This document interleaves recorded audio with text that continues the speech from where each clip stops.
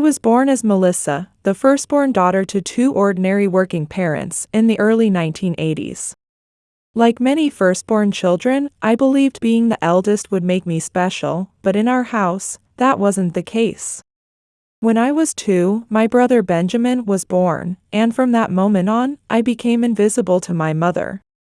She adored him as if he were some miracle baby, while I became as noticeable as the living room furniture.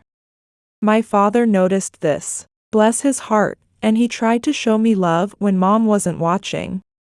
He would call me his princess, and hold me close, inviting me on special daddy-daughter trips to the park. Those precious moments were like drops of water in a desert, but they couldn't fill the vast emptiness left by my mother's indifference. As I grew older, the disparity in how we were treated became as clear as day.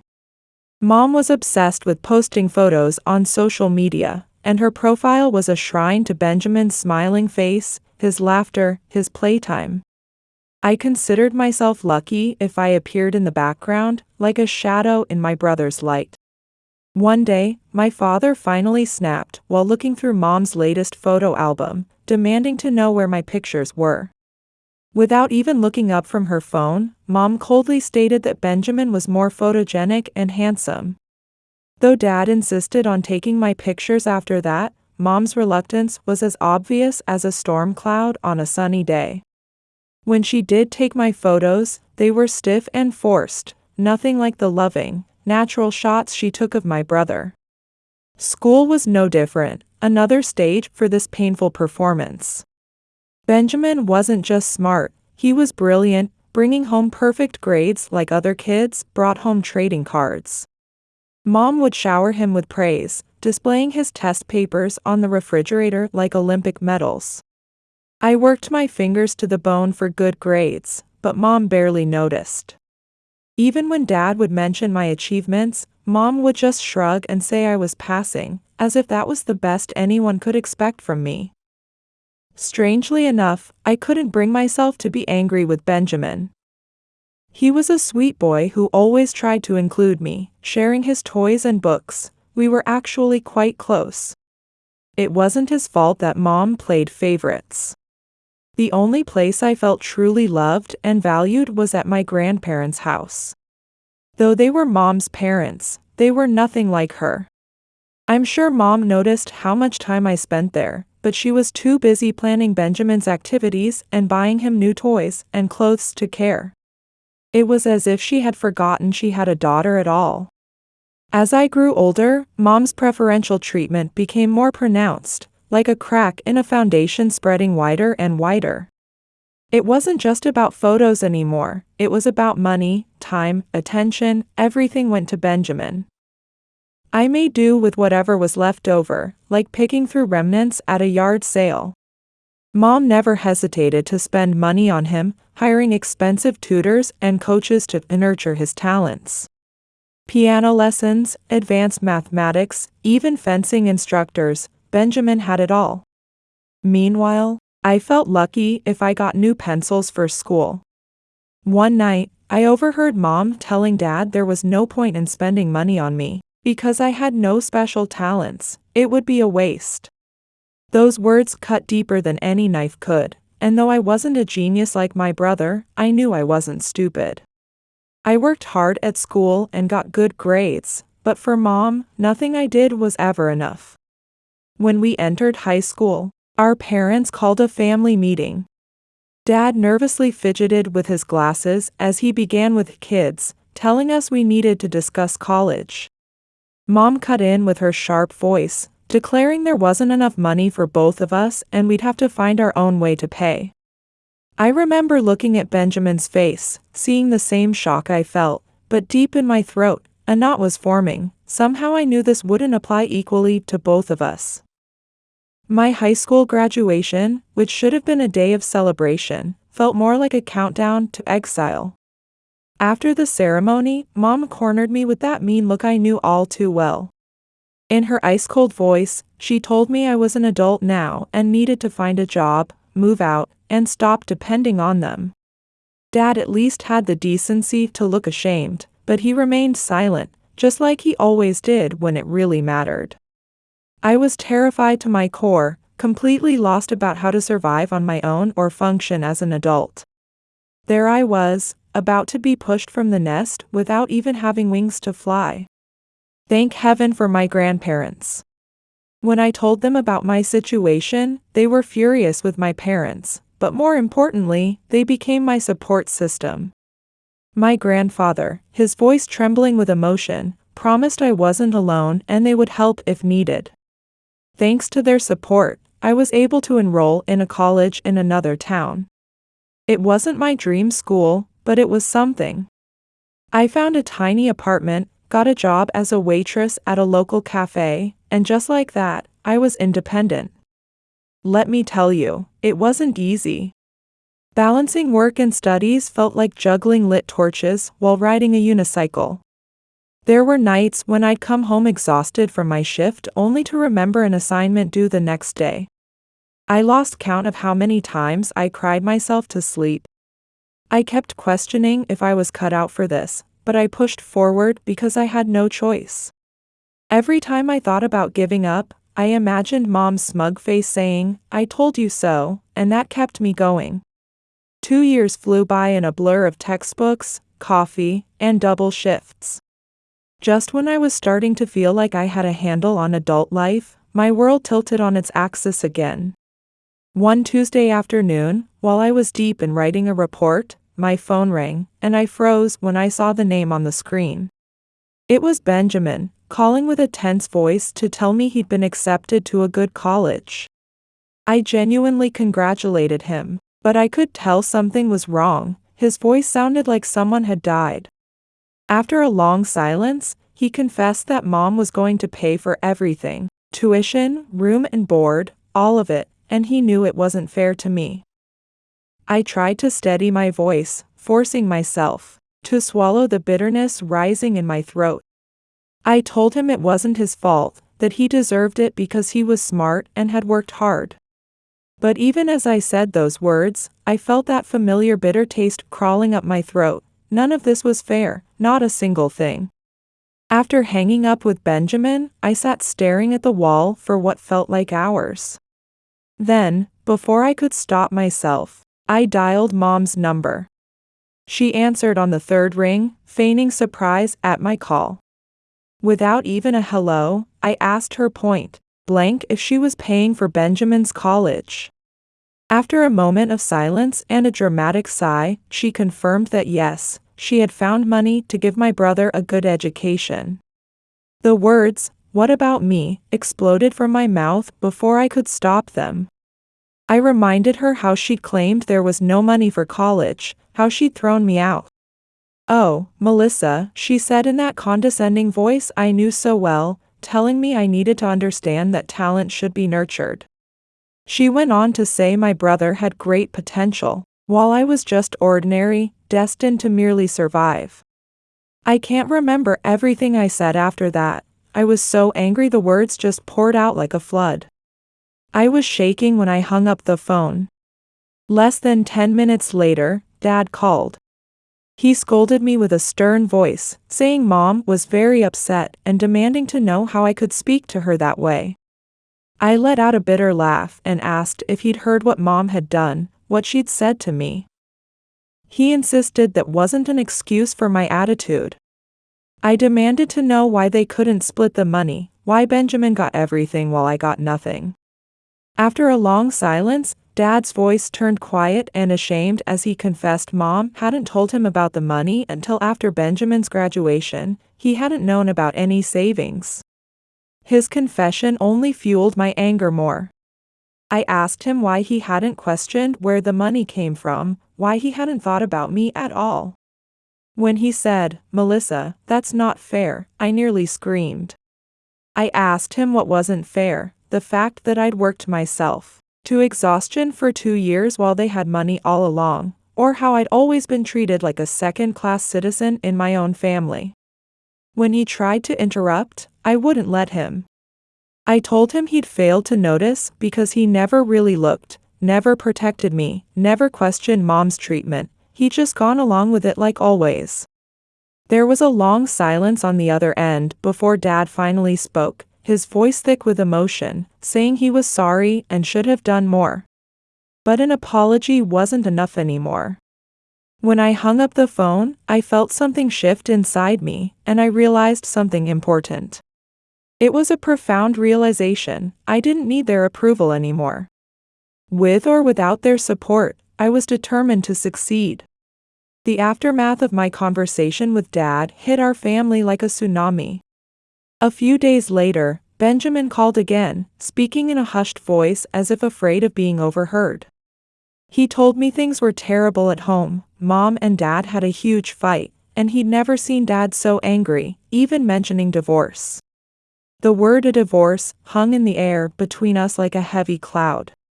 It was unthinkable. I had never imagined our parents splitting up.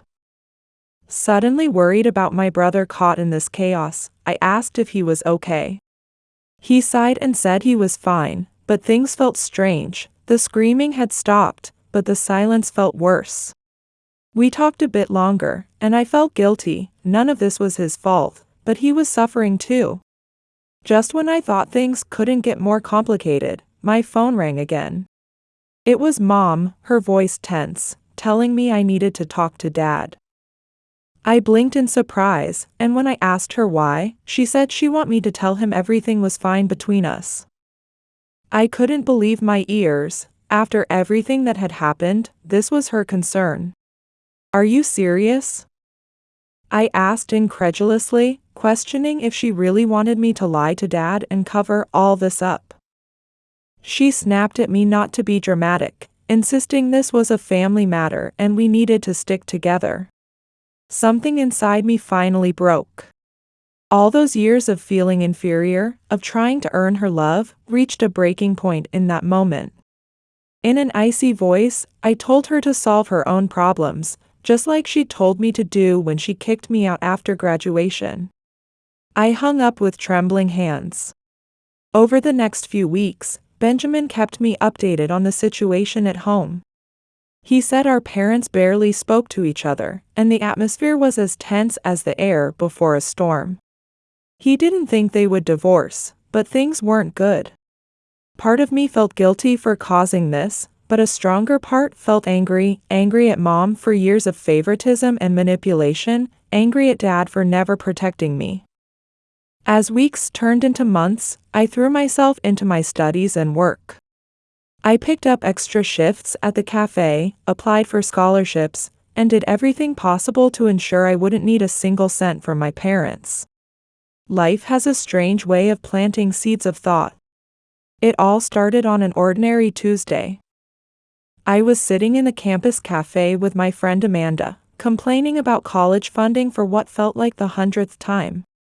Amanda listened patiently, stirring her coffee, then suddenly said if she didn't know me better, she'd think I was adopted. After all, who treats their own child this way? I laughed it off at first, but that night, lying in bed staring at the ceiling, Amanda's words kept echoing in my head. Adopted? It seemed ridiculous, right? But the next day, I found myself scrolling through Mom's social media. She had always been obsessed with posting family photos, especially of Benjamin. As I dug deeper into the old albums, I noticed something strange. There were countless photos of Mom pregnant with Benjamin, her hands lovingly cradling her swollen belly, beaming with pride. But when I searched for similar photos from before I was born, there were none. There was not a single pregnancy photo of Mom carrying me. For days, I couldn't shake this thought from my mind. It would explain Mom's favoritism, that persistent feeling of being an outsider in my own family. But surely that was crazy, wasn't it? Finally, I couldn't stand it anymore. I needed to know the truth, and there was only one way to be certain. With trembling hands, I dialed Benjamin's number. When he answered, asking what was wrong, I took a deep breath and told him I had a big favor to ask. His voice turned cautious as he asked what kind of favor. I told him I needed DNA samples from Mom and Dad, hair, cheek swabs, whatever he could get. There was a long silence on the other end of the line. When Benjamin finally spoke, he asked me what this was all about. I closed my eyes, gathered my courage, and told him I wanted to take a DNA test to confirm if I was really our parents' child. He exclaimed in disbelief, telling me this was insane, that of course I was their child, demanding to know what was going on. I explained my suspicions, the missing pregnancy photos, and Mom's treatment of me. As I talked, I knew how crazy it all sounded, but Benjamin listened without interrupting. When I finished, he was quiet for a moment before sighing and telling me this was a bad idea, that it would cause huge problems if our parents found out. Please, I whispered, telling him I needed to know, that I couldn't explain it but I had to know the truth. A week later, a package arrived at my apartment. Inside were 4 sealed plastic bags containing hair samples from Mom, Dad, and Benjamin, along with a note that read, "Hope you find what you're looking for. Love you, sis." The next day, I took all my savings and went to a local clinic that offered DNA testing. The technician raised an eyebrow when I requested a comparison for the whole family but didn't ask questions. They told me the results would take about 2 weeks and handed me a receipt. 2 weeks, 14 days of wondering, worrying, and imagining every possible outcome.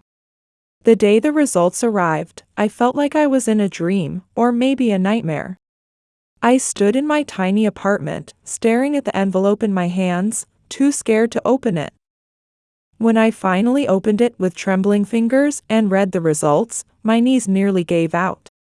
I was indeed my parents' child, but Benjamin was Mom's child but not Dad's. The implications hit me like a truck. Mom had betrayed Dad and Benjamin was my half-brother. Everything I thought I knew about our family had been a lie. I don't know how long I sat there, trying to process it all. Finally, I picked up the phone and called Benjamin. He answered worriedly, asking if I was okay and if the results had arrived. I took a deep breath and told him he should sit down. I told him everything. There was a long silence on the other end of the line. Finally, he spoke in a trembling voice, saying it was impossible, there must be some mistake. I told him quietly that I wished there was, but the test results were clear. We talked for hours, trying to make sense of it all. In the end, we agreed to keep quiet for now. We both needed time to think before deciding what to do next. For days, I wrestled with what to do with this information. Should I tell Dad? He had a right to know. But it would destroy him. Maybe it would be better to keep the secret, to protect him from this pain. While I was still struggling with this dilemma, my grandmother called. Her voice was shaking with anger. She told me Mom had visited them that day, asking them to change their will, to transfer my inheritance rights to Benjamin. It felt like a punch to the gut. Why? How could she? Why was all I could say. Grandma sighed and told me Mom had said terrible things, calling me arrogant, money-hungry, even accusing me of trying to deceive them out of their money. Tears welled up in my eyes. So in the end, Mom was still trying to hurt me, even trying to take away the only family who had always supported me. What did you tell her? I managed to ask. I told her to leave, Grandma said firmly, no one gets to talk about you that way, not even your mother. When I hung up the phone, all my doubts about revealing the DNA results vanished. Mom had made her choice, and now it was time for me to make mine. Thanksgiving is supposed to be a time for family gratitude, but in our family, it became the moment when long-buried secrets exploded like a grenade at the dinner table. It started with Benjamin's call a week before the holiday. He told me Mom was planning a big Thanksgiving family dinner. Oh, I said, feeling my stomach sink, let me guess, I'm not invited? He sighed, and said he thought I should know. In that moment, I made my decision. When I showed up at the house, Dad's face lit up like a Christmas tree. Melissa, I didn't know you were coming. Mom's reaction wasn't nearly as enthusiastic, her smile as artificial as a plastic flower. Melissa, what a surprise. We all gathered in the living room, the air thick with tension. Mom was eager to get started. In her syrupy sweet voice, she began by saying we needed to discuss my recent attitude, how I was causing problems between her and Dad, creating a difficult situation. I sat there, feeling her words wrap around me like chains, all the blame, the deflection, the manipulation. When she finally paused for breath, I spoke. Mom, may I ask you something? My voice was steady and clear. Why do you favor Benjamin so much? Mom blinked in surprise, claiming she had always loved us equally, that it wasn't her fault if we become ungrateful and arrogant. I couldn't help but laugh. Is that why you asked Grandpa and Grandma to cut me out of their will? The room fell silent, and Dad turned to Mom with a thunderous expression. What have you done? Mom's face turned red as she accused me of lying, saying I'd always been a liar. I stood up, feeling my heart pounding. Oh, I'm the liar? That's funny, Mom, really funny. I pulled the DNA test results from my bag. If anyone's a liar here, it's you. Mom's face changed from red to white. What is this? I turned to Dad, my heart breaking. Dad, I'm so sorry, but you need to know the truth. Benjamin isn't your son. Dad looked like he'd been hit by a truck. He turned to Mom and whispered, Patricia, what is she talking about? You ungrateful child. Mom exploded. Enough. Dad roared, silencing her, then turned to me. Melissa, explain everything, now. So I told them everything, my suspicions, the DNA test, the results. As I spoke, I watched the color drain from Mom's face. For a moment, she looked like she might deny it, but then she deflated like a punctured balloon. Yes, she whispered, it's true. The story came out in pieces. Dad's best friend, a wealthy businessman, a lifelong affair, and Benjamin born from that relationship. I loved him, Mom said through tears. I wanted to be with him, but he wouldn't leave his wife. So instead, he gave me money, for Benjamin's education, for everything. I looked at Benjamin. He was staring at Mom as if seeing her for the first time. I. He stammered, then suddenly stood up. I need some air. The room fell into a heavy silence. The turkey timer went off, a cruel irony of the celebration we were supposed to be having. I looked around at my shattered family. Dad had collapsed in his chair, looking like his entire world had crumbled. Mom was crying quietly in the corner, and Benjamin was somewhere outside, probably questioning his entire existence. And I felt empty. Yes, I had been vindicated, but I felt incredibly sad. This was the truth I had desperately sought, but sitting among the ruins of our family on Thanksgiving, I couldn't help but wonder if it had all been worth it. Dad didn't waste any time. He filed for divorce within a week. He became a different person. The often detached, passive father I knew disappeared, replaced by a man driven by cold anger and determination. He told his lawyer he wanted compensation for all the years of lies, for every moment of deception. And he got substantial settlements from both Mom and his former best friend. When Dad told me about the settlement, his eyes were cold, except when he looked at me. This is for you, Melissa, he said, handing me a check that made my eyes widen. You deserve this for everything you've been through and for bringing the truth to light.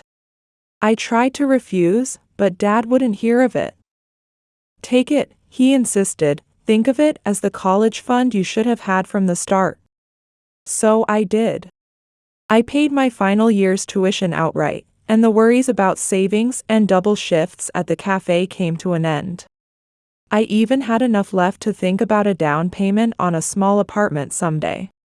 It felt surreal. Benjamin surprised us all when his biological father reached out, offering money and a chance at a relationship. He refused. He quit the expensive university Mom had paid for, saying it felt tainted now. He found a job, saved money, and enrolled in a state school. I was prouder of him than ever. As for Mom, well, that's another story. Dad wanted nothing to do with her. My grandparents were horrified when they learned the truth, and I blocked her number. The years of favoritism, lies, and her attempt to turn my grandparents against me, none of it was forgivable.